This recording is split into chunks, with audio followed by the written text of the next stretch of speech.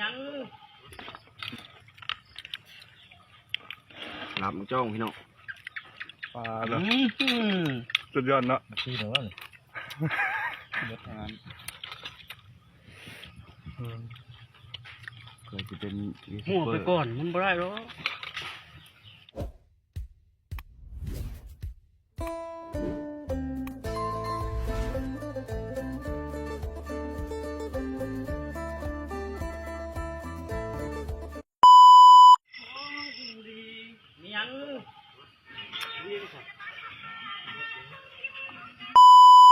เซฟ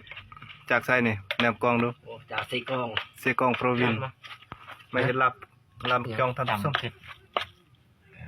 โลละ400,000ทุกคนนำจองเด้อทุกคนเซฟบนนกเสืออีกนี่คือ FC สวรรณเขตที่เป็นบ่ใหม่ยาก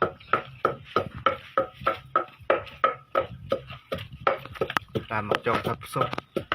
โดนเธอได้กินปีหนึ่งเท่านึงซะนะนี่คือผู้สวยตามมาเผ็ดทบ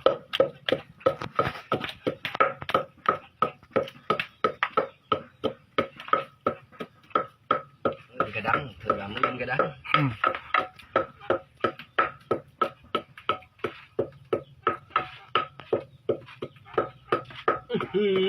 อันนี้บุเทปบุติไปเด้อ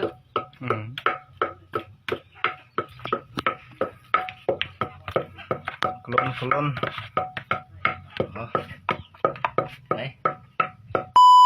สบายดีทานผู้ชมมันกินหมาก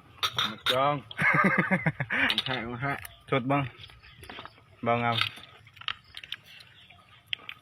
หลับจ้องพี่น้องปลาเลยสุดยอดเนาะที่เหนือเลยรถทาง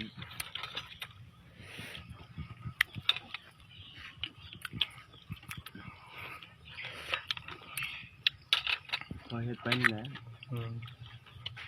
เคยจะเป็นหัวไปก่อนมันไม่ได้หรอก